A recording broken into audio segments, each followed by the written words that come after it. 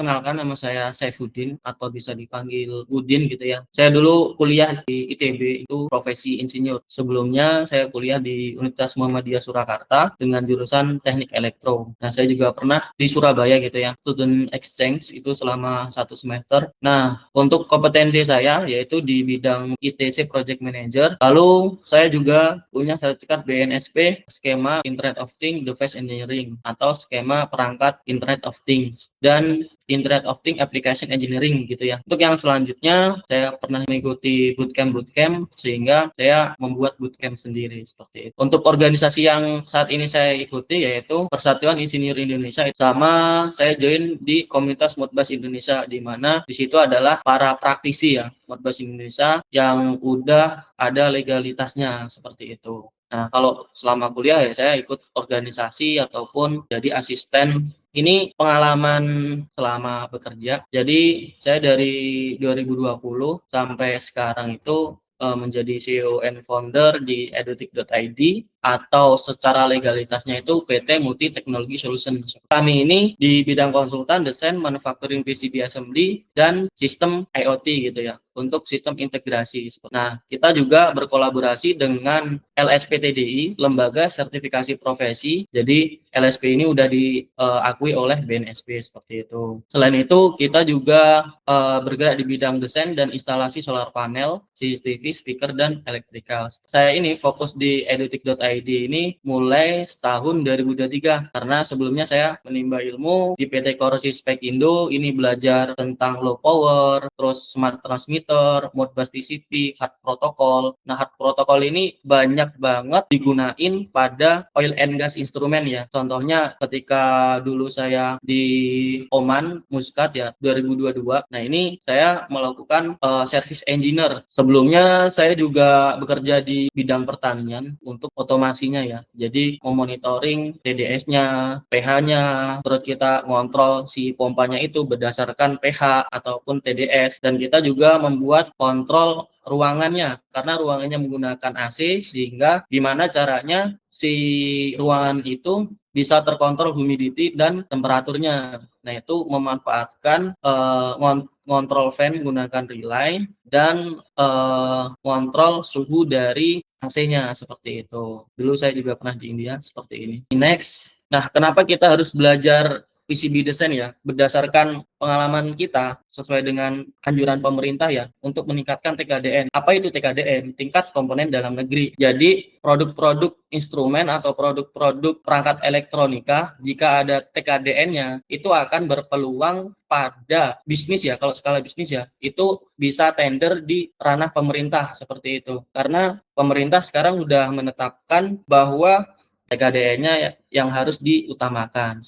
Kalau kemarin itu pengalaman kami ya, kalau PCB design itu bermanfaat banget kalau misalkan di bagian instrumen, karena kan kalau instrumen kan banyak ya, ada di medis, elektrikal itu kayak misalkan mesin cuci itu ada instrumen dalam arti PCB desainnya ya. Kemarin kita juga pernah itu dapat penawaran untuk buat dokumen TKDN, produknya itu AC sama mesin cuci seperti itu. Jadi teman-teman kalau belajar PCB design ini bermanfaat banget karena teman-teman nantinya akan paham apa sih komponen IC itu, terus apa sih resistor itu dan lain sebagainya ya. Jadi kan kita akan belajar dari hal yang dasar gitu ya. Karena dari hal yang dasar tersebut kita akan bisa menjelaskan secara garis besarnya fungsi dari perangkat ini apa sih. Berdasarkan kebutuhan industri ya saat ini ya, teman-teman udah berpengalaman lah di sini ya. Kebutuhan di industri itu untuk PCB design itu seperti apa sih? Teman-teman bisa mencarinya itu di LinkedIn, Jobstreet, Glean sama Upwork. Nah, kalau Upwork ini adalah software freelance gitu ya. Nah, untuk range gajinya ya seperti ini, bisa teman-teman lihat sendiri gitu ya. Mungkin di sini juga ada rekan-rekan yang di praktisi itu udah mahir ya, berdasarkan Kerangka Kualifikasi Nasional Indonesia atau KKNI dan Standar Kompetensi Kerja Nasional Indonesia atau SK KNI gitu ya. Nah, ini kita ngambil dari bidang IoT ya. Bidang IoT yang dimana layer dari IoT itu ada 4 gitu ya. Dari perangkat, jaringan, platform, sama aplikasi gitu. Jadi kenapa harus belajar PCB design? Ini salah satunya kita harus benar-benar paham apa itu perangkat gitu ya. Kalau perangkat di marketplace itu udah banyak ya, kayak ESP32, ESP8266 itu udah banyak banget. Tapi gimana kita membuat PCB itu dari chipnya aja gitu. Jadi bukan berdasarkan modul, tapi menggunakan chipnya langsung seperti itu ya. Misalkan regulator kan ada step down gitu ya. Ada beberapa IC. Nah, gimana caranya sih kita membuat IC rangkaian regulator itu menggunakan beberapa IC tanpa menggunakan modul step down. Karena biasanya kalau untuk minimalisir dari ukuran PCB itu harus menggunakan IC-IC gitu ya, bukan menggunakan modul. Karena kan kalau misalkan kita membuat produk itu kan harus menyesuaikan enclosure ya. Untuk outline hari ini kita akan belajar preparation tools, PCB design dan produksi PCB dengan standar UL. Nanti akan belajar effective bootcamp itu filosofi desain, PCB design, Internet of Things for industrial gitu ya. Terus kita akan belajar Autodesk sama software ISEDA gitu ya. Lalu untuk sesi 2-nya kita asumsikan ya, kan kita pertemuannya 2 sampai 3 jam. Jadi itu ada istirahat atau jeda 5 ataupun 10 menit. Nah, ini contoh desain ya, yang prototipe gitu ya. Prototipe desain menggunakan Prism 004 dan ESP8266. Nah, ini contoh prototipe gitu ya. Bisa nggak sih kita membuat dari chip-chipnya aja gitu, minimal mungkin dari regulatornya aja, terus ambil dari ISP-nya aja seperti itu. Lalu nanti kita akan belajar desain rule check gitu ya. Jadi ketika membuat skematik itu ada yang namanya DRC gitu ya, desain rule check, untuk mengecek skematiknya itu udah connect apa belum sih kayak gitu ya. Terus ada kita membuat bill of material, lalu kita membuat PCB yang support untuk PCB assembly seperti itu. Dan di sini teman-teman udah install belum? Kita nonton dulu ya. Kita coba lihat aja secara visualisasinya. Nah, ini gunakan PCB desain Eagle Autodesk. Nah, ini untuk isi EDA seperti ini. Contoh sampel ketika kita mendesain lah. Jadi teman-teman bisa tuh belajar reverse engineering berdasarkan PCB yang udah ada gitu ya. Jadi ada user nih yang minta, "Mas, saya buatkan PCB-nya ini ya," gitu ya. Jadi, oke, saya buatkan. Jadi kita harus merouting PCB-nya seperti itu. Ataupun kita harus paham nih part-part IC-nya ini atau komponennya ini buat apa seperti itu. Nah, di sini teman-teman udah download belum untuk aplikasi Eagle-nya? Atau ada yang udah install? Tadi kan udah kita share ya untuk aplikasinya. Gimana? Ada yang ditanyakan? Belum sempat install, Pak. Oh, belum sempat install. Nggak apa-apa. Jadi di bootcamp ini kita tidak mewajibkan untuk install ya, karena kan teman-teman praktisi industri ini kan pastinya akan mencari ilmu yang sesuai dengan kompetensinya gitu ya. Jadi yang kita paparkan adalah menyesuaikan dengan kebutuhan teman-teman gitu ya. Jadi nanti tinggal menyesuaikan aja ya, seperti itu. Tapi kalau ada yang mau tanya itu silahkan aja melalui grup ataupun meeting gitu. Monggo Mas Ahmad Fadilah. Iya Pak, izin tanya. Tadi kan ada Easy Eda sama Eagle Autodesk ya? Ya. Ini perbedaannya yang mencolok apa Pak dari kedua software ini? Saya dulu makainya Eagle, nah sekarang saya baru tahu kalau ada Easy Eda. Nah ini perbedaannya apa? Nah, kalau isi EDA ini sebenarnya lebih efektif ya, dalam arti bisa kolaborasi gitu ya. Artinya kolaborasi, desain saya bisa Mas edit juga gitu ya. Itu perbedaan yang secara signifikan. Karena isi EDA itu langsung online gitu ya. Online dalam arti seperti spreadsheet lah ataupun PPT yang di Google Drive seperti itu. Jadi kita bisa kolaborasi untuk melakukan pengeditan bersama. Itu kan kalau isi EDA ada yang gratis, ada yang prabayar juga kan. Nah, itu yang prabayar fitur-fiturnya lebih banyak. Mungkin ada yang ditanyakan lagi? Ini berarti sama ya Pak, cuman kalau isi ED itu hanya di online-nya saja ya yang bisa kolaborasi gitu ya? Atau ada lain Pak selain Ya, itu? Mungkin selain itu bisa jadi. mudah untuk 3D rendernya, Mas.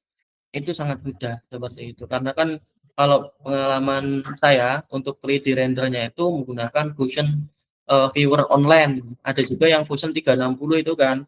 Nah, itu agak berat aplikasinya. Jadi Fusion 360 itu berat untuk laptop-laptop yang speknya bawah kayak gitu. Cara nanti akan sama gitu. Oh, jadi secara 3D render juga ringan gitu ya Pak intinya Pak? Ya, ringan. Nanti Oke, kita akan coba simulasikan ya kalau secara 3D rendernya ya. Seperti itu. Kalau dari segi membuat library baru lebih mudah yang mana Pak? Enak isi Eda ya kalau pengalaman kami ya. Karena kan kalau yang Eagle itu kita harus cari dulu di platform lainnya, habis itu baru import gitu ya, import. Karena kan metode membuat library itu ada dua, kita tinggal import, terus edit, ataupun kita membuat dari awal. Nah, yang kita pelajari nanti import library seperti itu, dan melakukan pengeditan. Secara library pasti enak isinya. Oh, baik Pak, terima kasih. Cukup. Oke, mungkin ada yang tanya silahkan. Izin bertanya Pak, Mas Arya silahkan. ada suaranya nggak ya Pak? Ada. Oke, kalau untuk software ini untuk PCB design ini saya pernah mengenal KiCad namanya. Itu perbedaannya apa ya dengan kedua software yang dipaparkan ini? Kalau KiCad itu hampir sama kayak Altium, Mas. Kalau KiCad kan free. Kalau Eagle ini kan sebenarnya free tapi yang edukasi ya gitu ya. Ada tim saya yang expert di KiCad seperti itu untuk reverse engineering kayak gitu. Sebenarnya intinya itu sama. Hanya kita nyamannya di mana aja sih kayak gitu untuk melakukan PCB design kayak gitu. Ya baik Pak, terima kasih jawabannya. Mohon maaf Pak, izin bertanya. Ya, silakan. Ini saya mau bertanya, kan kalau misal udah desain tuh saya biasanya yang diisi EDA tuh Pak, untuk simulasinya sendiri gitu sebelum di print gitu di secara finishing itu kalau buat simulasinya itu di mana ya Pak? Apa di isi EDA ini bisa juga simulasi atau enggak Pak? Nah, untuk simulasi, kalau perangkat IoT kita menggunakan yang namanya Walkway. Nanti akan kita bahas pada pertemuan kedua ya, hari Rabu itu. Itu untuk simulasinya. Nah, Walkway itu adalah kayak software gitu ya. Selain itu kita nggak memungkiri ya, dalam arti kita harus uji coba secara langsung gitu ya. Uji coba secara langsung menggunakan hardware-nya. Karena kalau kita nggak uji coba langsung menggunakan hardware-nya, itu ya kalau belum pernah nyoba ya itu ya bahaya juga kayak gitu. Selain itu referensi kita adalah datasheet gitu ya. Karena di datasheet itu nanti akan ada application note gitu ya dari IC tersebut ataupun komponen tersebut. Seperti itu. Baik, terima kasih Pak. Siap. Mungkin ada lagi yang tanya tadi kayaknya. Silahkan sebelum kita lanjut ya. Izin bertanya lagi Pak. Ya, silakan. Jadi nanti di pelatihan ini kita belajar fundamental layouting PCB nggak, seperti bagaimana cara misalnya jalur itu harus berapa derajat gitu atau seperti itu, semacam itu. Ya, nanti kita akan belajar ya. Karena kan fitur dari aplikasi itu biasanya ada auto routing gitu ya. Nah, auto routing itu sebenarnya kurang efektif ya, karena itu bisa mengakibatkan apa ya? Jalurnya itu terlalu tipis gitu ya. Terus jalurnya itu 90 derajat itu artinya gampang putus ya untuk 90 derajat. Idealnya itu 45 atau 30. Itu berdasarkan penelitian ya, ada itu referensinya kita. Jadi kita belajar skematik, terus nanti buat PCB-nya routing ya namanya, routing. Udah ya, kita lanjut dulu ya. Baik Pak. Maaf Pak, suaranya hilang ya. Oh ya, sorry. Tadi ke-mute. Nah, jadi ini untuk tampilan Eagle-nya ya, dari kontrol panelnya ya. Nanti teman-teman tinggal login. Nah, login aja. Kalau belum pernah membuat akun, silakan buat akun. Gunakan email teman-teman ataupun buat email lagi, ya itu nggak apa-apa. Yang penting teman-teman nantinya kalau mau belajar tentang Eagle, silakan buat akunnya kayak gitu ya. Ataupun nanti yang versi trial kayak gitu yang 30 hari itu. Nah, ini untuk kita nanti untuk melihat Fusion-nya ya, diintegrasikan ke Fusion itu, teman-teman kalau udah ke sini nanti file ini ya, terus project, habis itu ada example. Nah, ini untuk melihat seperti apa sih 3D PCB-nya itu atau skematiknya itu seperti apa. Nah, ini kita bisa contohkan di sini, nanti kita contohkan ya. Nah, ini untuk Fusion-nya, untuk mengintegrasikan ke 3D viewer-nya. Kalau teman-teman pengen keren ya, dalam arti untuk lebih memvisualisasikan PCB-nya ini nanti jadinya seperti apa sih, berarti harus menggunakan 3D-nya. Jangan lupa buat akun juga ya. Jadi ada 2 akun yang Fusion 360 sama Eagle-nya. Terus nanti tinggal ini kan klik Fusion, nanti create, nanti teman-teman tinggal select untuk folder 3D-nya, terus tinggal di oke. Setelah oke nanti, nah ini untuk 3D-nya ini nanti kalau checklist ini artinya adalah udah ada 3D desainnya kayak gitu. Nah, susah banget nih kalau misalkan pakai Eagle untuk render 3D-nya. Nah, terus habis itu proses ini nge-push ke servernya Fusion 360, habis itu oke. Nah, selesai gitu. Kalau selesai nanti tinggal di view on web kayak gitu ya. Tampilannya seperti ini. Untuk di 3D-nya. Terus ada juga ini 3D-nya seperti ini contohnya. Ada juga BOM list-nya ya, part list-nya ya. Nah, ini kurang detail sih untuk BOM list-nya ya. Karena part number itu referensinya dari Moser gitu ya. Nanti saya tunjukkan di sini Moser itu seperti apa. Kita coba hands on ya. Hands on seperti apa sih Eagle itu gitu ya. Bagi teman-teman yang mungkin belum buka ya ataupun belum belajar gitu ya. Kita coba share screen. Nah, ini untuk Eagle Autodesk itu seperti ini. Kelihatan ya? Iya kelihatan, Pak. Nah, ini Kelihatan, Pak. untuk kontrol panelnya ya, dalam arti tampilan awalnya gitu ya. Nah, di sini harus teman-teman online gitu ya. Kalau go to offline nih teman-teman nanti nggak bisa ngerender 3D-nya seperti itu. Kalau saya lockout berarti nanti nggak bisa render 3D-nya. Nah, ini ada library, ini saya juga pernah membuat library sendiri. Terus kita coba langsung ke example gitu ya. Kalau teman-teman pengen belajar example gitu ya. File example. Example ini tadi. Nah, ini ada 3D-nya. Nah, teman-teman silakan klik 2 kali sebelah kiri gitu ya. Klik kiri. Nah, nanti setelah itu akan muncul teman-teman seperti ini. Jadi ada 3 file ya yang kebuka atau 3 panel yang kebuka. Nah, 1 ini, 1, 2, nah ini. Nah, 1, 2 dan 3 seperti ini. Sorry. Nah, ini 3 intinya ya. Nah, seperti ini untuk tampilan itunya ya. Nah, ini tadi saya pencet ini adalah yang namanya polygon gitu ya. Polygon itu adalah kita melakukan grounding ya. Jadi kalau tips and triknya ketika teman-teman membuat desain itu, groundnya itu jangan dihubungkan dahulu gitu ya. Seperti itu. Kita nanti untuk use case-nya lebih ke 2 layer ya, 2 layer dulu. Nah, ini untuk tampilannya misalkan mau 2D-nya itu seperti apa sih gitu. Itu nanti seperti ini gitu ya. Ini top-nya, ini bottom-nya, nanti tampilan bottom-nya seperti ini. Drill ini sangat berfungsi banget untuk manufacturing nanti gitu. Ini untuk PCB-nya. Nah, untuk skematiknya seperti apa? Seperti ini gitu. Nah, ini skematiknya itu ada beberapa skematik gitu ya. Nanti kita akan coba belajar juga mengintegrasikan beberapa sheet gitu ya. Sheet itu sheet 1, sheet 2 per 5 gitu ya. Jadi gimana sih agar si sheet 1 ini connect dengan sheet 2 kayak gitu. Ini ada caranya juga ya. Nah, ini ada 5 sheet. Jadi kalau kita delete itu ya nanti ada yang error seperti itu ya. Ini untuk skematik, untuk PCB. Nah, yang saya bilang tadi yang fusion tadi ya, yang paling penting ya bagi yang pengen ya.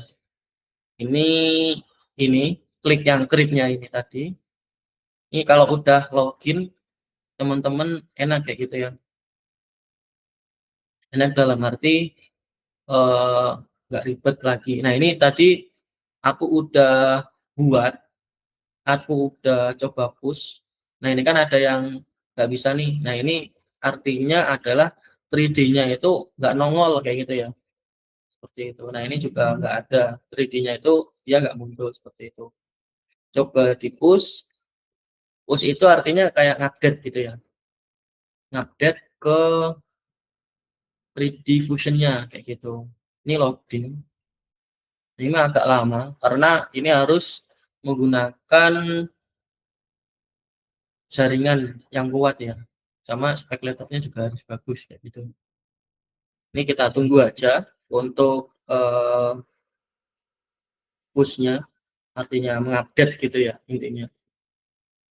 Mengupdate dari 3D-nya ke webnya seperti itu.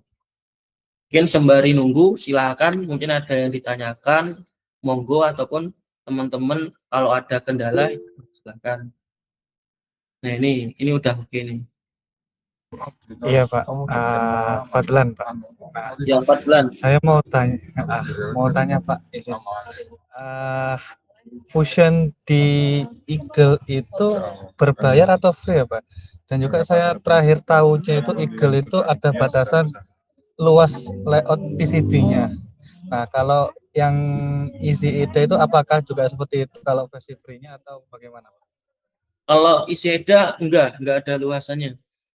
PCB ini kalau misalnya nyobanya yang edukasi itu enggak ada luasnya, itu bisa lebih dari 10 kali 10 sih Mas. Kalau yang Eagle kayak gitu. Kalau ISEDA enggak ada sih. Bebas gitu. Oke, Mas Heru. Uh, Mas, malam ini saya mau tanya perihal PCB ini. Jadi kan saya kan masih sangat baru tentang dunia PCB. Jadi misalnya nih ada instrumen yang rusak, yang kebetulan dia rusaknya itu di bagian PCB-nya. Contohnya mungkin ada power supply-nya yang terbakar gitu. Itu apakah memungkinkan untuk diganti secara parsial gitu, atau resistornya terbakar gitu? Itu sangat memungkinkan ya Pak, jika memang Bapak itu tahu gitu ya, tahu caranya untuk membenerinya gitu. Karena kan sebenarnya kalau part-part instrumen itu biasanya memang rusak itu mungkin regulatornya kayak gitu ya. Kayak gitu sih. Oh, jadi kalau misalnya kita mau reverse engineering, dalam artian kita gambar terus kita desain ulang, berarti itu juga memungkinkan atau agak sulit, Pak? Memungkinkan, tergantung tingkat produk yang kita buat kayak gitu. Oh, contohnya mungkin saya ambil merek saja langsung ya, Pak. Contohnya Iya, instrumen kayak Endreshauser gitulah. instrumen apa?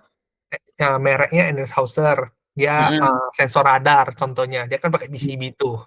PCB-nya ada yang kita bilang terbakar lah gitu. Terus kita mau reverse engineering gitu. Maksudnya kita mau desain untuk menggantikan gitu. Apakah part-part di dalam itu bisa kita beli? Atau memang harus beli dengan suppliernya gitu loh. Dari Endreshauser itu sendiri gitu. Tidak bisa kita seplak gitu. Nah, untuk reverse engineering itu kita harus memperhatikan elektronika atau PCB design ini ada yang programmable, ada yang digital, ada yang analog Pak, gitu.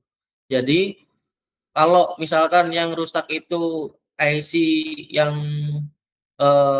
programmable atau dalam arti itu harus ada programnya, nah itu agak sulit Pak, karena itu kan agak sulit dalam arti kita harus memprogram. Selain itu kita juga harus tahu dan paham cara kerjanya. Karena kan kalau misalkan mengganti IC yang ada programnya itu, ketika kita ganti itu belum tentu jalan langsung karena harus ada program yang benar-benar sama kayak gitu. Kalau misalkan regulator, resistor, kapasitor, nah itu sangat memungkinkan kayak gitu ya. Kalau misalkan di replace gitu ya, kita ganti komponennya dengan yang ada gitu ya, IC, misalkan IC gitu ya. Kita ganti, langsung ganti, nah itu belum tentu bisa gitu, karena belum ada programnya kayak gitu sih. Iya. Mungkin yang terakhir ya nih ya Pak. Saya mau tanya perihal jadi dulu saya pernah, perbaiki nih, satu, power supply. Jadi PCB-nya itu kebetulan resistornya kan rusak, jadi saya ganti dengan resistor yang baru, terus saya las ke PCB-nya itu. Nah, nyala tuh, Pak, eee, tapi setelah 1 minggu, entah kenapa, mungkin terbakar atau bagaimana gitu. Jadi saya agak meragukan gitu, sebenarnya PCB ini bisa diperbaiki nggak sih? Makanya saya tanya pertanyaan yang tadi, Pak, gitu. Hmm. Terus adakah indikasi-indikasi di mana bahwasanya, oh PCB ini tidak bisa diperbaiki? Ada diajarkan tidak gitu? Saya mau sharing sedikit gitu. Kalau memang tidak bisa atau harus beli baru gitu, apa indikasinya gitu? Nah, kalau indikasinya itu misalkan resistornya rusak, itu kan ada resistor ya, Mas. Kalau masalah masalah di power gitu ya, berarti mungkin ada di IC-nya seperti itu. Kayak gitu mungkin ya. Kita kan nggak tahu kondisi aktualnya itu seperti apa, karena kalau kerusakan elektronika itu ada banyak hal gitu ya. Mungkin kalau kita urut dari powernya itu bisa urut dari power dalam arti kita fokuskan root cause-nya itu dari powernya dulu, atau root cause-nya itu dari inputnya dulu. Dalam arti input, mungkin dari input sensor itu nanti masuk ke ADC ataupun DAC gitu ya. Nah, apakah yang rangkaian ADC atau DAC itu yang rusak, atau kalau power itu ada dua, Pak. Power yang isolated sama non isolated gitu. Biasanya kalau produk yang bagus ya. Nah, itu keduanya itu mana nih yang rusak kayak gitu. Kayak gitu sih. Intinya bisa dibenerin, Pak, untuk PCB. PCB-nya ya kalau misalkan yang rusak itu memang eh, yang analog kayak gitu ya. IC-IC analog kayak regulator, resistor kayak gitu. Atau komponen pasif lah ibaratnya. Oke, baik Pak, terima kasih ya Pak. Siap. Silakan kalau mau ditanyakan lagi.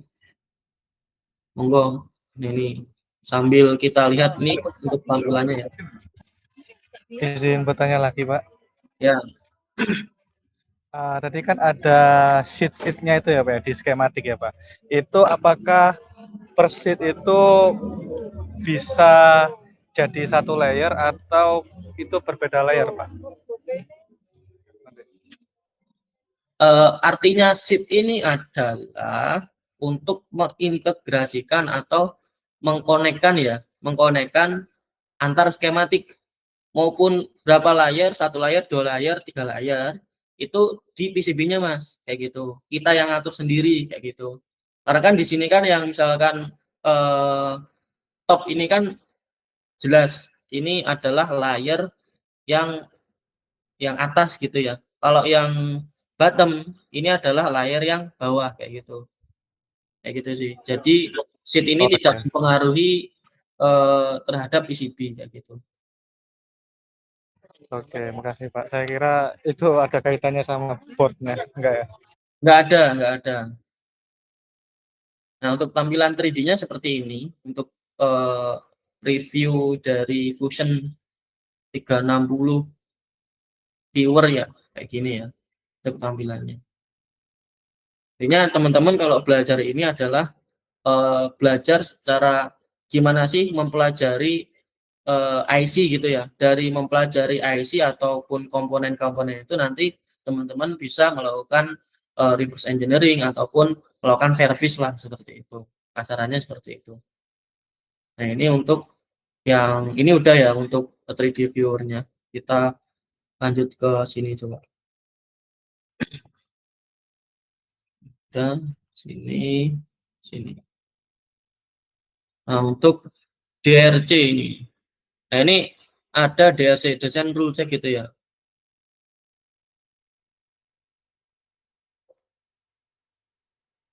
Nah, ini design rule check ini ya ini kayak gini. Untuk apa ya? Memverifikasi lah mana sih yang salah, mana sih yang benar kayak gitu. Sorry ada yang telepon. Nah, kalau ada warning-warning ini sebenarnya itu tergantung settingan. Kita referensinya dari PCB-nya UL ya gitu ya. Kayak gini. Ini untuk DRC. Kalau ERC ini. Nah, ini yang penting 0 error kayak gitu.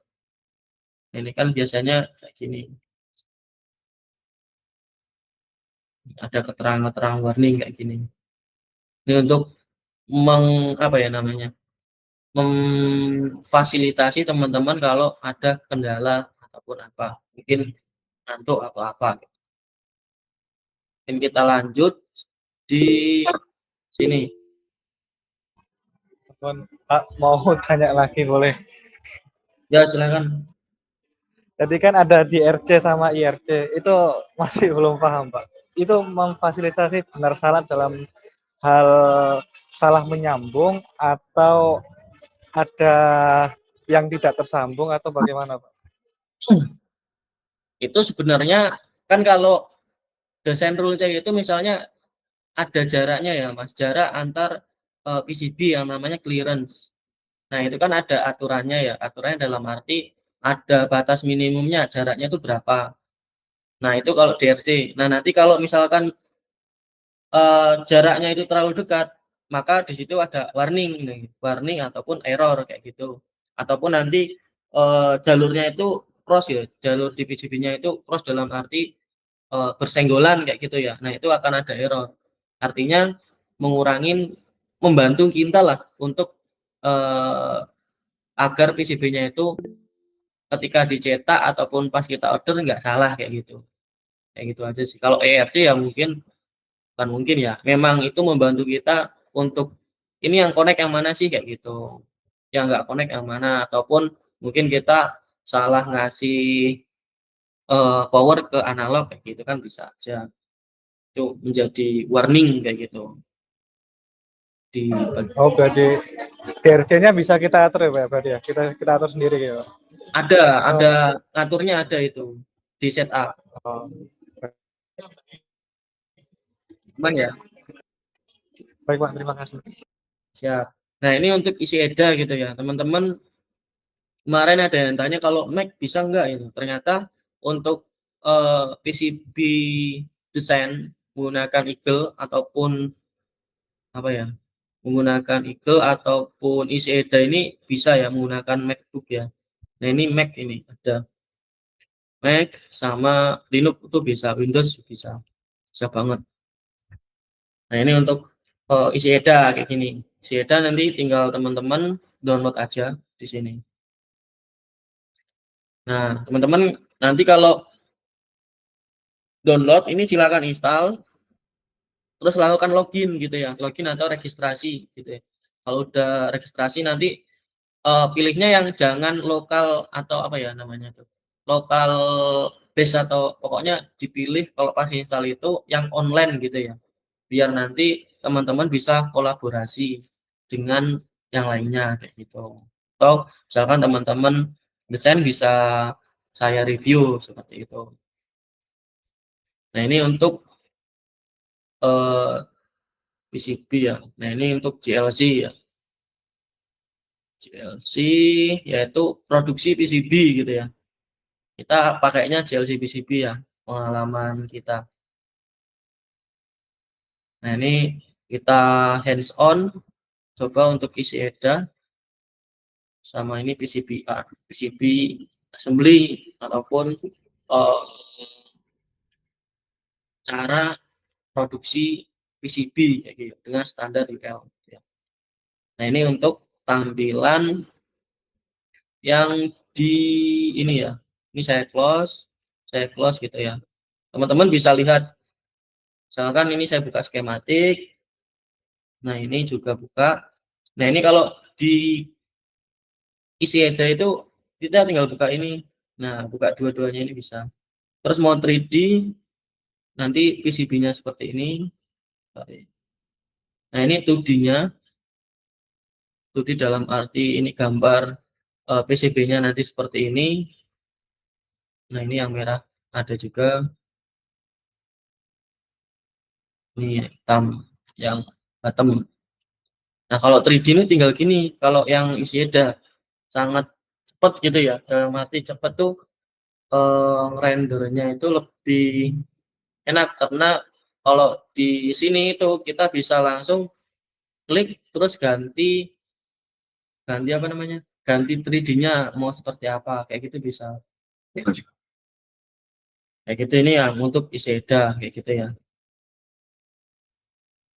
Misalkan ini kita buka lagi yang ini 3D viewer-nya.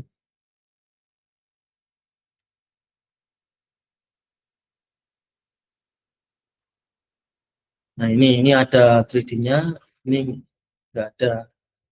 Nah kayak gini. Ini juga bisa dibalik-balik. Nah ini yang PCB Kit Training IoT ESP8266 dari edutik.id. Nah ini kita desain bisa beberapa varian ya.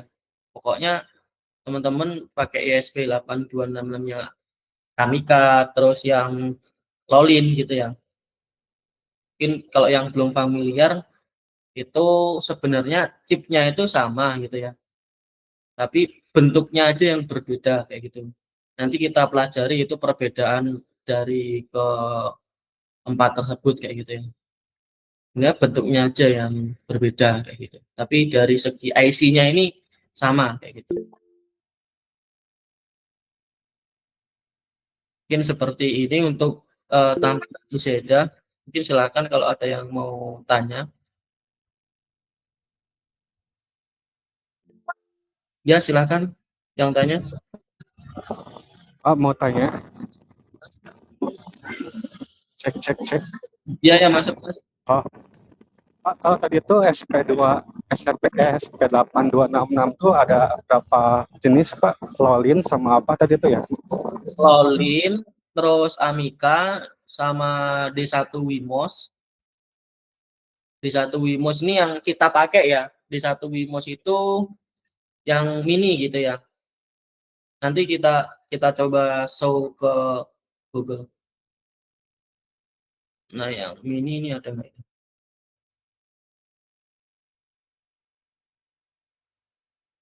Bentar ya. Nah ini yang mini itu yang kayak gini.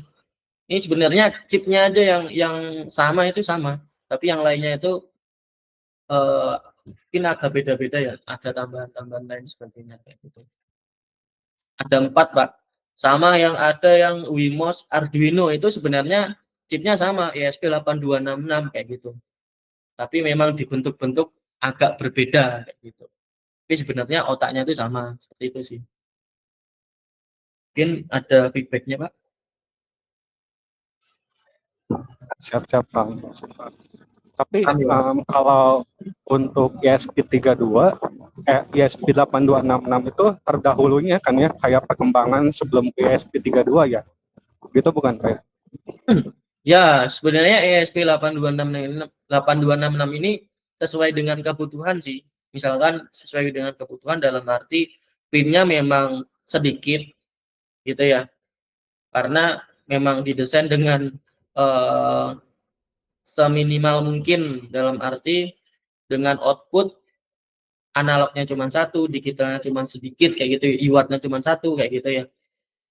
Kayak gitu sih. Secara perbandingannya misalkan teman-teman Arduino Uno sama Arduino Mega kayak gitu. Perbandingannya seperti itu. Output input sama analognya kan lebih banyak sama PWM-nya. Tapi secara konsep sama. Kayak gitu, Pak. Tapi SP8266 masih ada WiFi, Bluetooth gitu, ada itu ya? Kalau 8266 ini support WiFi, tapi nggak support Bluetooth kayak gitu.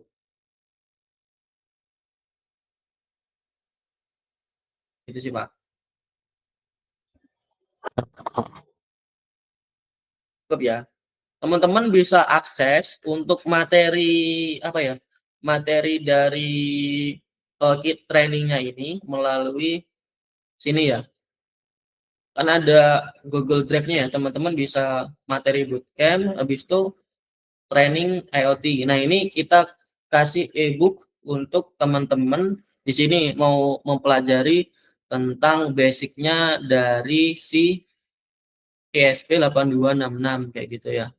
Basic dalam arti teman-teman nanti akan belajar gimana sih caranya belajar OLED, terus dapat project smart banjir, terus traffic light simulation, terus gas detektor, terus kita membuat clock ya, clock dengan NTP itu kayak clock server gitu ya, itu tanpa RTC gitu ya.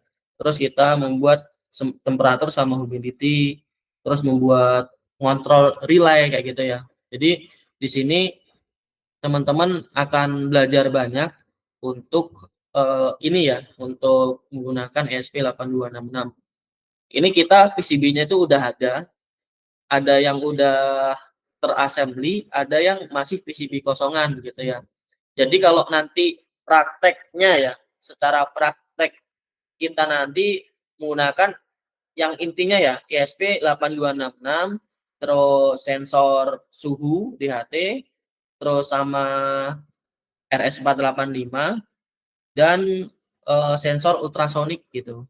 Nah ini kan untuk cukup nih untuk sistem AWS ya. Kayak gitu. Kita misalkan simulasikan sebagai kita mendeteksi ketinggian air gitu ya.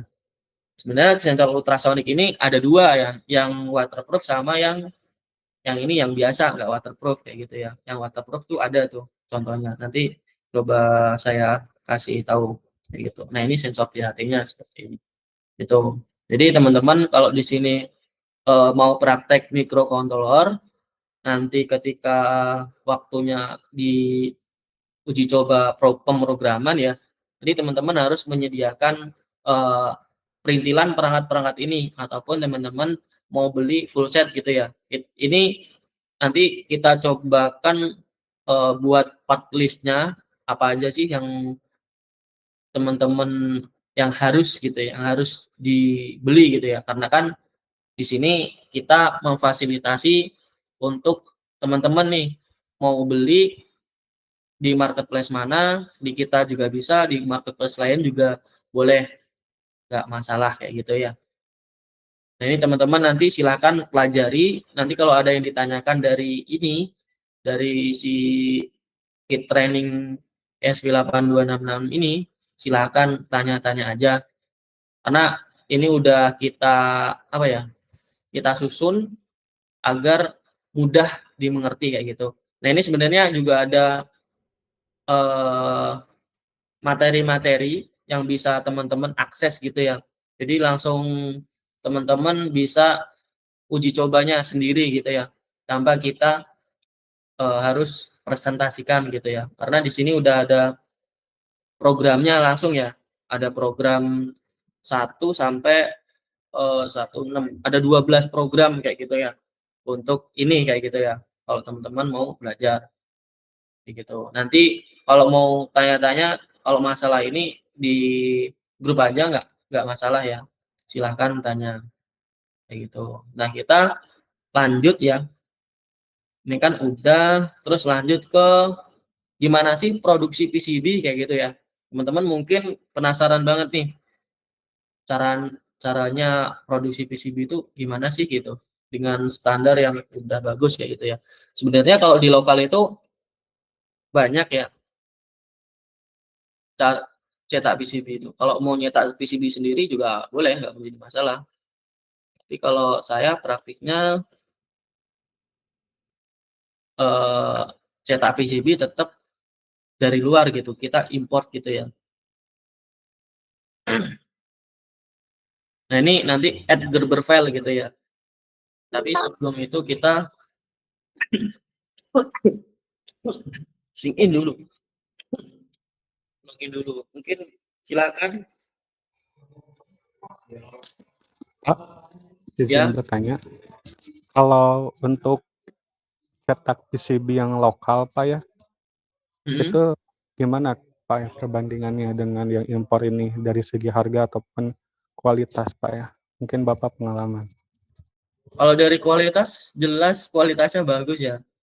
Kalau dari segi harga, nanti teman-teman bisa lihat di sinilah. Lihat dalam arti di sini itu ada yang namanya pengiriman. Yang bikin mahal itu sebenarnya pengirimannya ya. Pengiriman dalam arti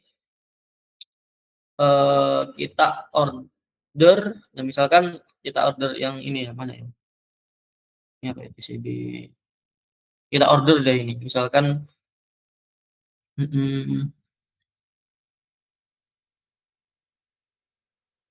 order history.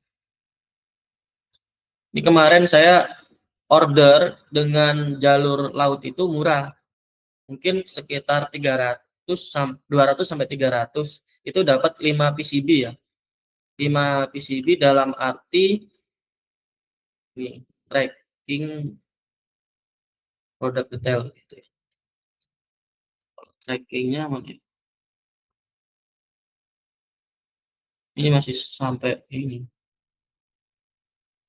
order. Bentar ya.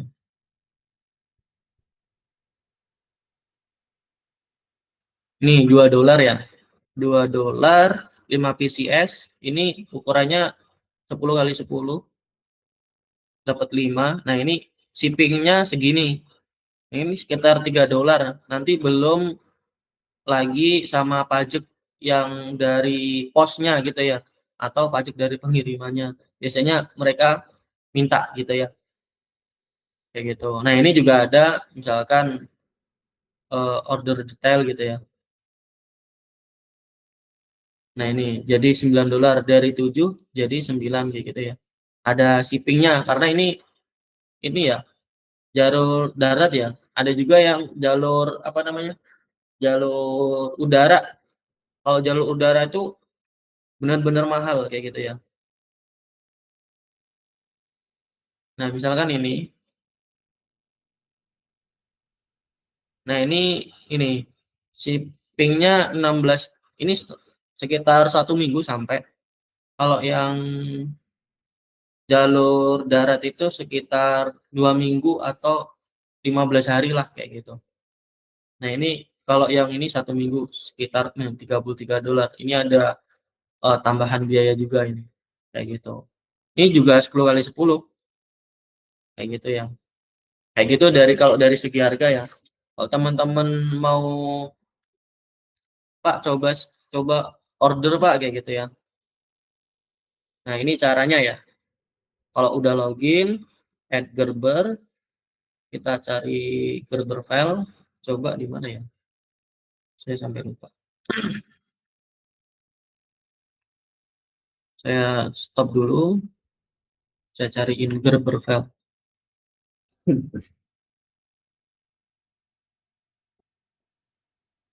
Klik aja ya. Ini udah ketemu tadi.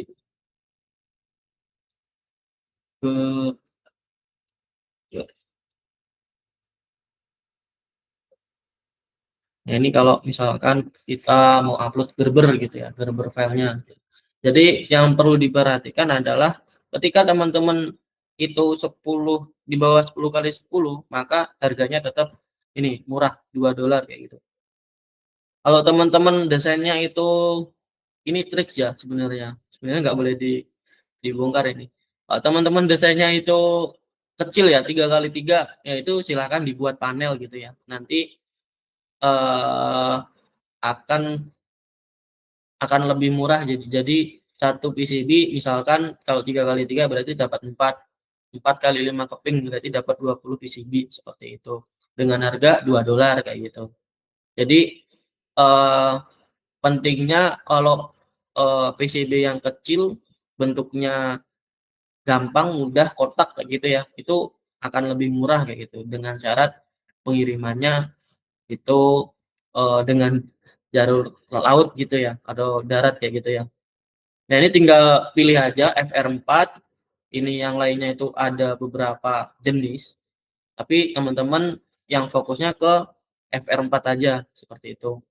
Terus ini 2 layarnya nggak perlu, ini dimensinya ini nggak perlu.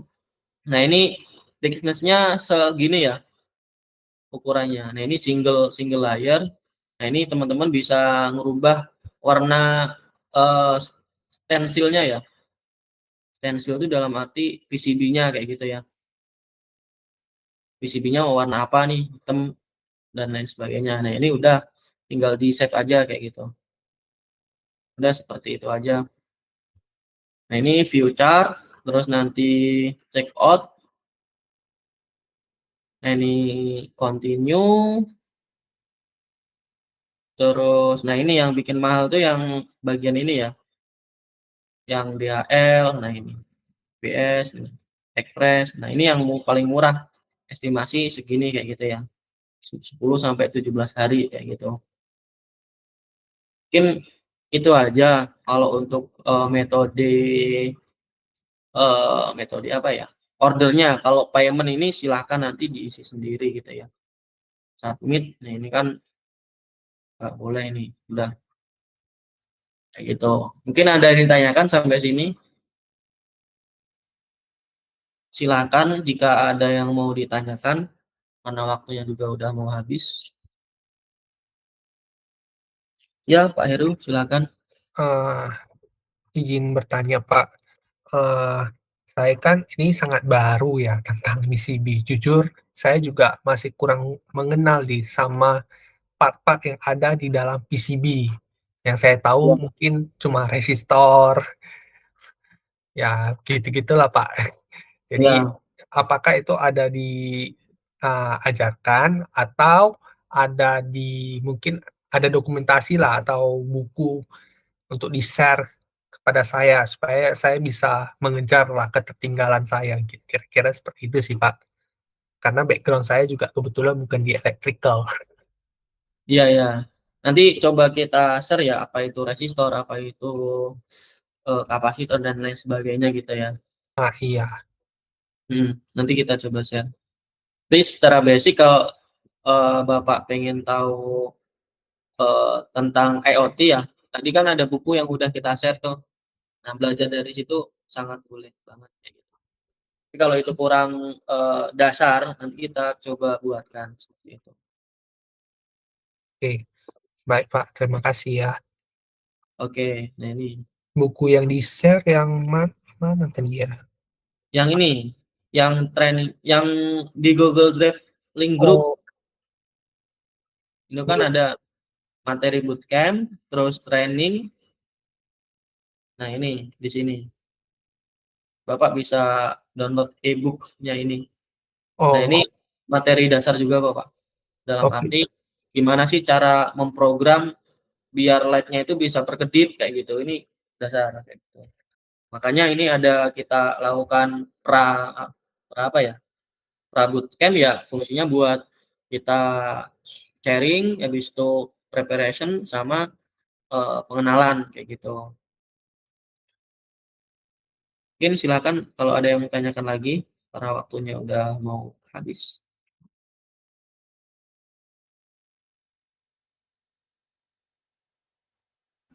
Mungkin saya izin bertanya lagi, Pak. Ya, monggo. Saya kan suka ada keinget apa ya namanya kayak desain PCB atau kit IoT ini Mm-mm. kurang applicable atau kurang cocok diaplikasikan di dunia industri gitu, Pak.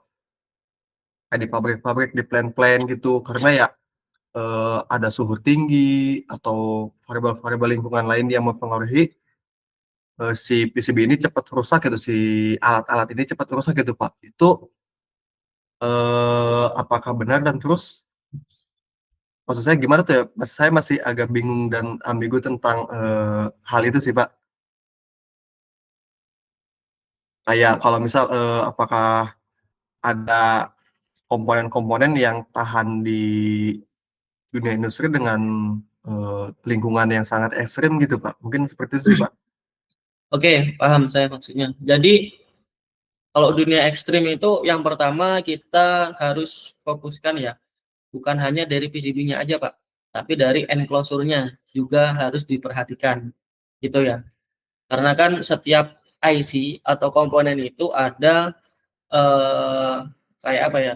Jadi dia tahannya itu di suhu sama humidity berapa, itu setiap IC itu ada kayak gitu. Jadi kita harus melihat berdasarkan ketahanan dari perangkat ataupun IC tersebut seperti itu. Kalau dari segi perangkat ya, sebenarnya kalau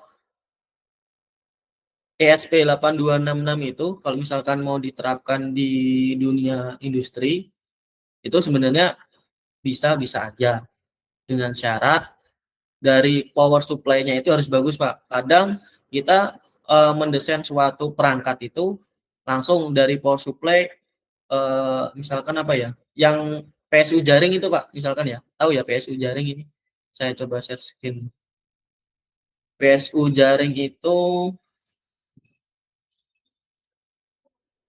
seperti ini.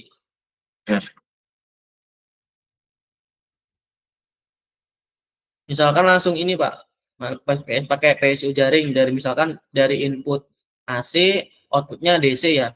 Nah, ini kan sebenarnya dari sini tuh masih banyak noise-nya, Pak. Nah, itu yang bisa mengakibatkan si microcontroller-nya itu nggak stabil ataupun reset ataupun hang. Jadi penting banget yang namanya misalkan power isolated gitu ya. Nanti kita akan pelajari secara detailnya. Power isolated itu regulator ya. Biasanya kita pakai Morsun kayak gitu ya. Nah, misalkan ini DC isolated DC converter gitu ya. Jadi ini untuk mengatasi si output DC-nya ini yang masuk ke microcontroller, yang hal yang paling penting adalah microcontroller, itu benar-benar nggak ada riaknya, ataupun kalau dilihat di osiloskop itu ada ripple-nya kayak gitu ya Pak, yang bisa mengakibatkan si microcontroller-nya itu suka hang. Ada juga yang namanya itu power regulator sama ini Pak, misalkan digital isolated I2C kayak gitu, ataupun SPI ataupun yang lain sebagainya. Seperti ini ya, Pak. Nah, I2C isolator gitu ya. Nah, ini kan misalkan kita connect ke sensor ya, ke sensor dengan menggunakan misalkan connect ke I/O ya, I/O digital. Nah, misalkan ini ya. Nah, ini kan kalau ini kan sebenarnya digital signal isolator ini fungsinya adalah untuk memisahkan antara si eh, lingkungan dengan si Arduino-nya kayak gitu ya, atau microcontroller-nya. Karena di sini yang bisa mengakibatkan dari Arduino itu error gitu ya. Misalkan dia rusak, nge-grounding ataupun nge-short gitu. Nah, ini kan yang rusak dari ininya dulu, bukan si Arduino-nya. Mungkin itu sih, Pak. Jadi harus ada proteksi digital isolated ataupun power isolated seperti itu. Kalau pendapat saya ya, karena saya dulu juga seperti itu, Pak. Waktu belum belajar apa sih isolated itu, nah itu sangat apa ya namanya? Sangat pasti ini ESP nggak cocok nih buat industri kayak gitu. Iya, Pak, Cocok betul. cocok nggak cocoknya itu tergantung dari rangkaian kita kayak gitu. Kayaknya misalkan Badri apa yang smart lampu itu ya, itu isinya ESP juga kayak gitu. Tapi Iya, mungkin iya, dia Pak. Oh, di situ juga ada isolated-nya ataupun dan lain sebagainya lah kayak gitu. Mungkin ada yang tanya lagi?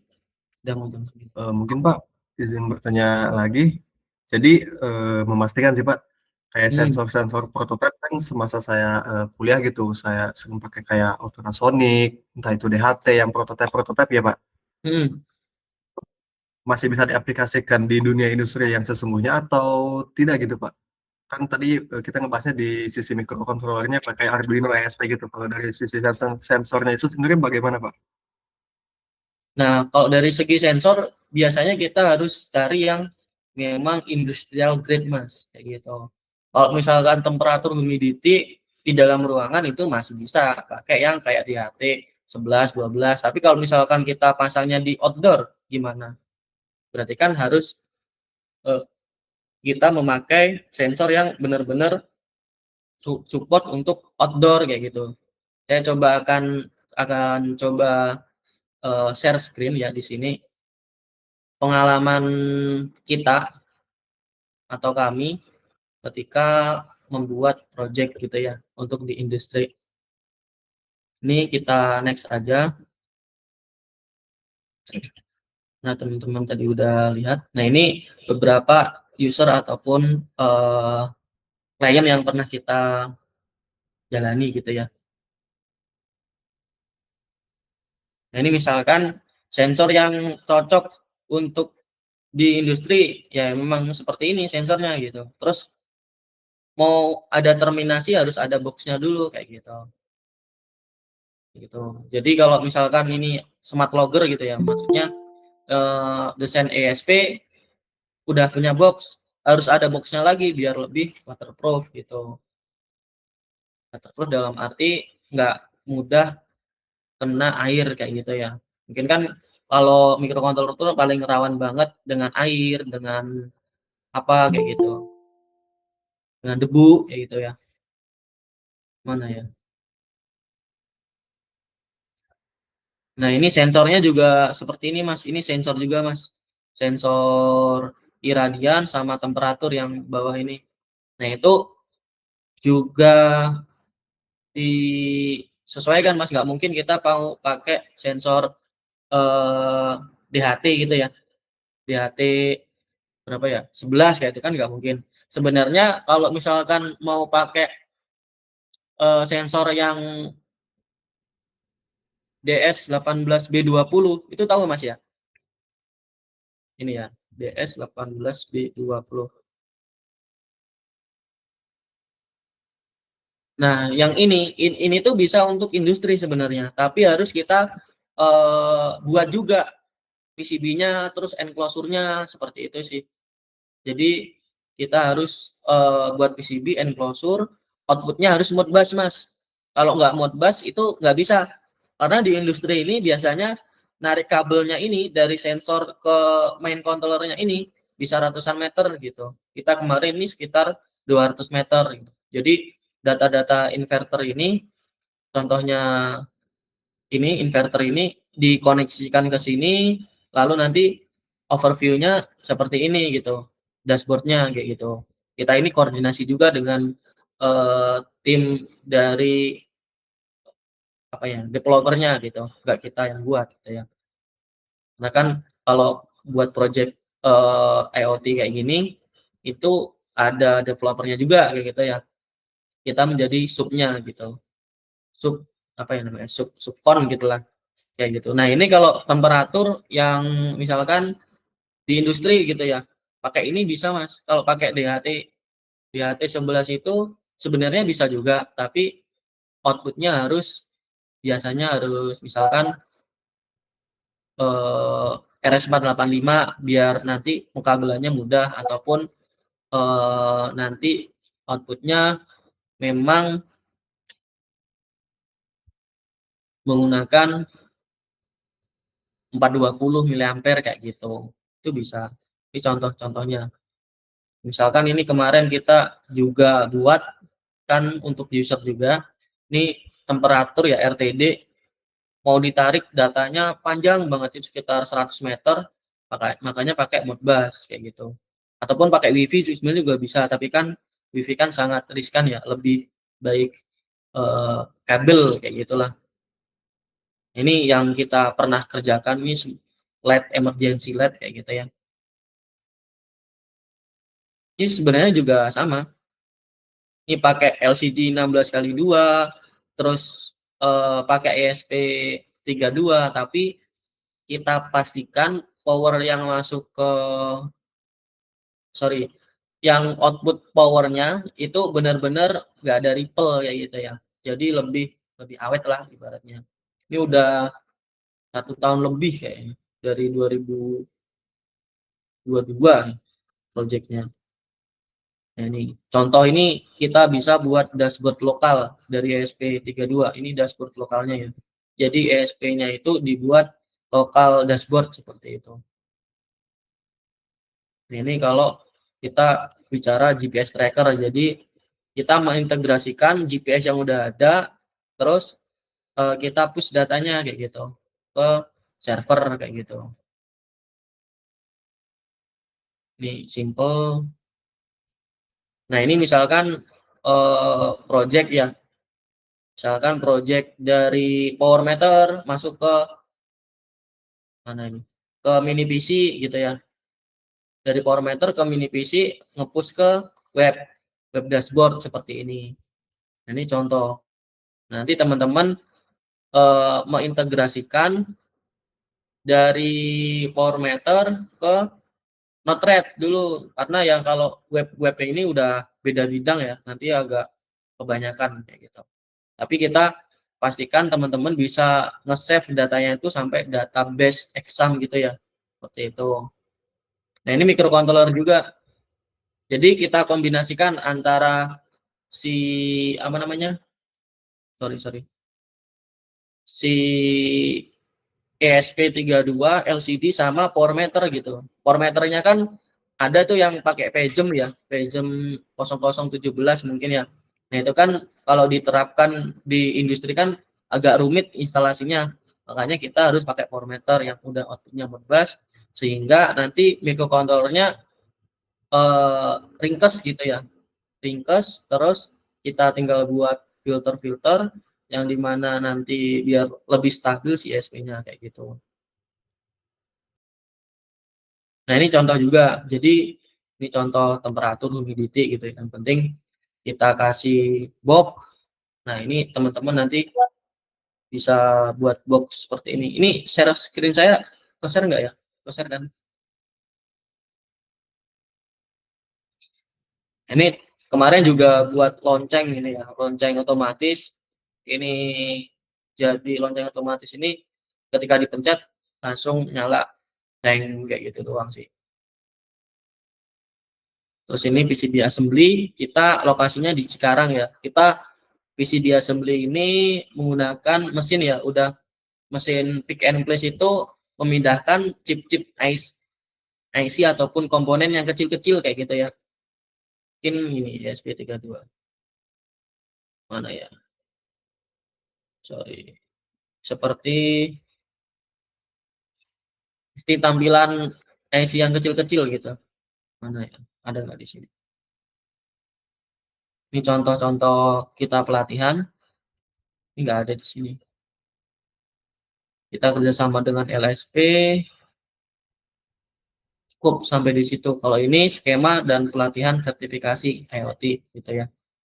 Mungkin ada yang ditanyakan? Mas, saya mau tanya lagi nih. Tadi kan Mas ada tampilin beberapa project Mas ya. Saya cukup tertarik dan cukup ini sih. Pertama itu yang dari yang energi yang power meter monitoring itu ya. Iya, betul. Iya, itu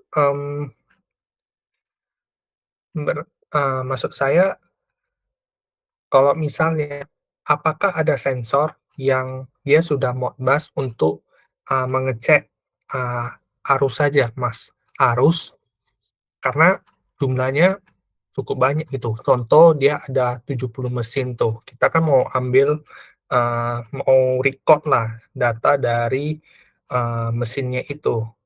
Terkhususnya di arus saja. Jadi selama ini kami pakai power meter gitu. Maksudnya power meter itu kan cukup mahal gitu. Apakah ada alternatif gitu dari pengalaman Bapak gitu? Kalau alternatifnya cari power meter yang cukup murah, Cukup tapi murah ya gitu ya. gitu. Kita ada power meter yang kita gunain itu tadi nggak lebih dari 1 juta. Itu ada. Itu udah bisa outputnya Modbus tuh ada Pak. Jadi lebih enak dalam arti itu memang brand Cina gitu ya. Tapi udah terkenal dalam arti udah diuji coba gitu ya. Kayak gitu. Itu emang ada kayak gitu. Oh, Lebih enak kalau dari saya sih mending ganti power meter tapi yang lebih murah ya. oke. Baru Mas, tadi Mas ada ini ya, PCB assembly, Iya, mass production tadi ya? Itu iya, Masnya sendiri yang ini ya? Misalnya kalau saya nih, mau minta Mas, mass production, Mas bisa gitu ya? Mas bisa bisa. menurut saya. Oh, Ya. Kita lokasinya itu di Cikarang, emang ada yang expertnya untuk PCB produksinya. Kalau kita bagian desain, nanti koordinasi dengan tim produksinya, seperti itu. Oh, Emang kita udah punya mesinnya, intinya gitu. oh. Kalau untuk reverse apanya, engineering-nya bisa juga? Saya Ya, kasih bisa. apanya? Kita sesuaikan ya, gitu. Oh, oke, oke, oke. Siap. Siap, siap. Oh, berarti service juga bisa gitu ya? Atau Ya, tergantung ya? ya tergantung. Kita harus lihat dulu kesanggupan kita. Oke, oke. Nanti kalau misalnya apa, saya coba hubungi Mas lah ya. Ya, boleh, Iya. silakan. Oke, thank you. Oke. Ini akan ada lagi yang ingin ditanyakan. Ini tinggal 26 ya orangnya ya.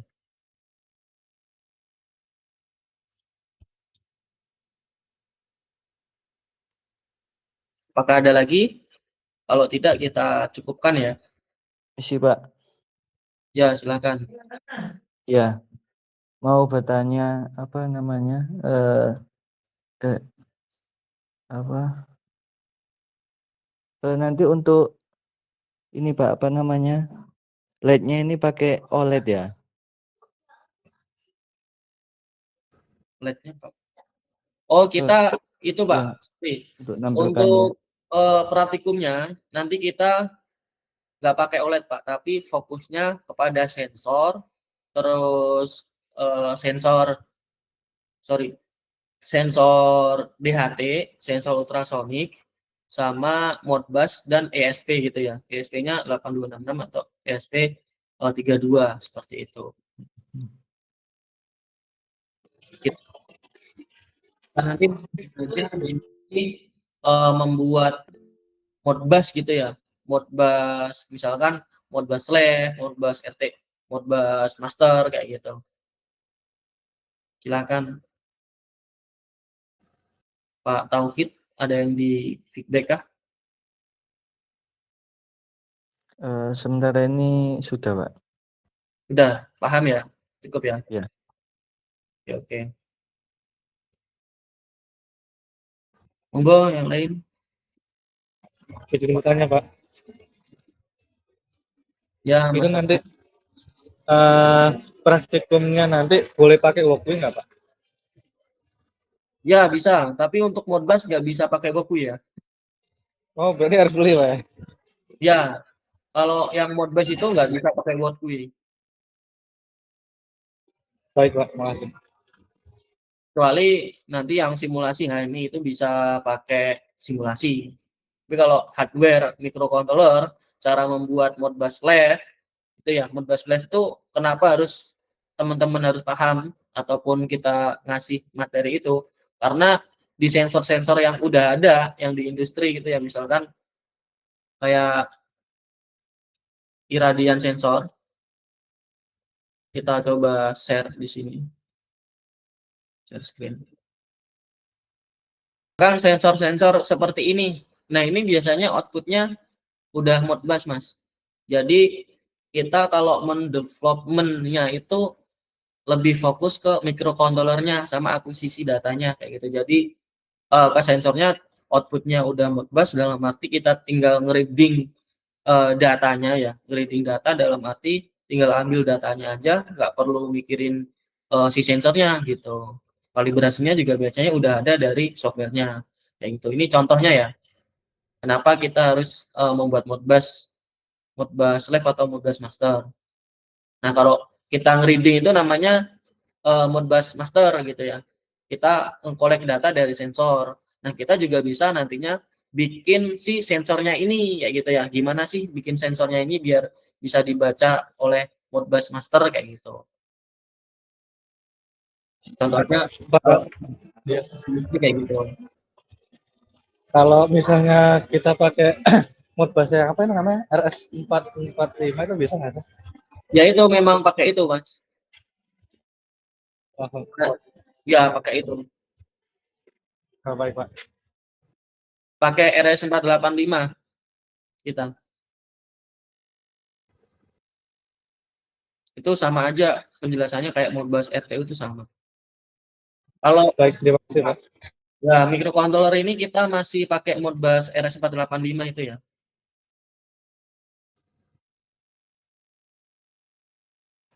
Pak, maaf izin bertanya, Pak. Mungkin saya izin bertanya mengenai materinya ya, Pak. Apakah Ya. nanti materinya kebetulan saya juga belum join ke grupnya gitu, Pak.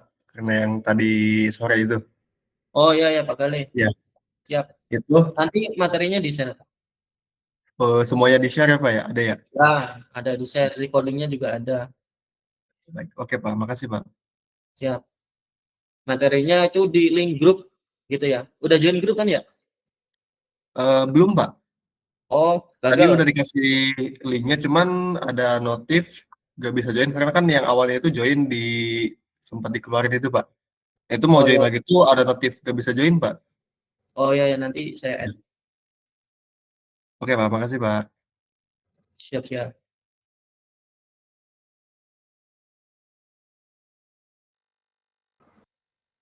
Mungkin ada yang mau bertanya lagi?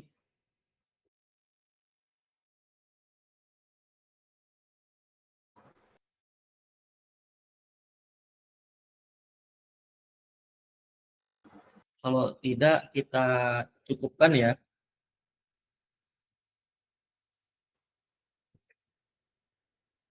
Kita cukupkan.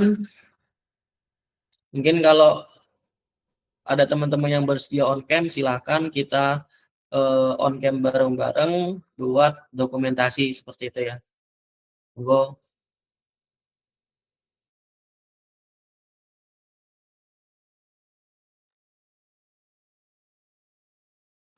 Oke, kita screenshot ya.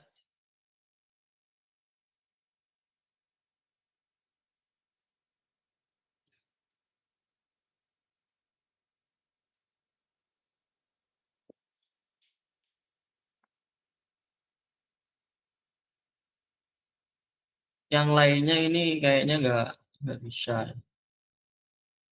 Karena nggak on cam ya. Ini itu aja.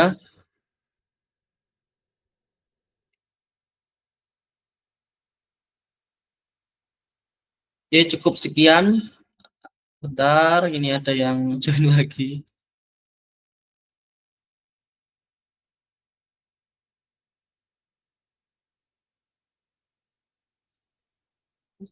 Bentar ya. 1, 2, 3. Cis.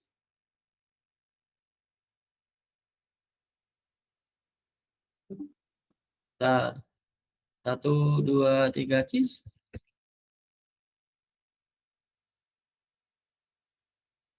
Udah ya.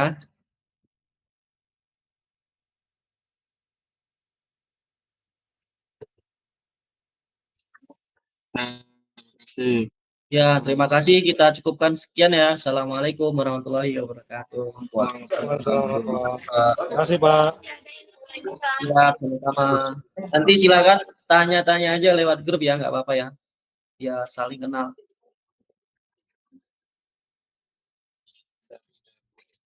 Thank you. Kita selesaikan ya.